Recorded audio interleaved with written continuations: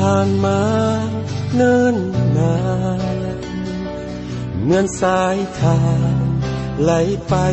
บ่หวนคืนแต่มีคำหนึ่งที่มั่นคงและยั่งยืนบ่อาจลืมความเป็นเพื่อนดีต่อกันยามยังอยู่สุขและทุกข์ช่วยแบ่งปันมิตรภาพนั้นจงรักษาไว้หากวันใดล้มลงเพื่อนจงลุกสู้ใหม่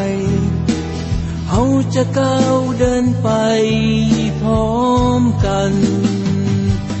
คำว่าเพื่อนนั้นคือ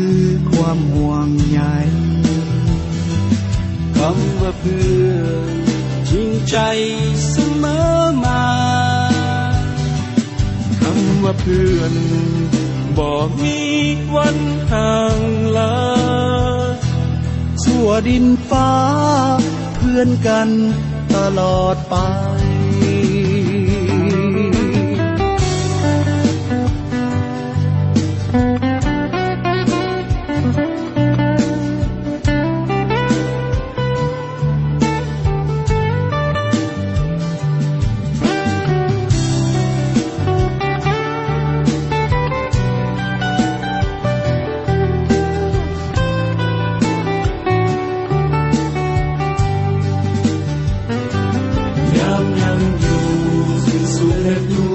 ช่วยแบ่งปัน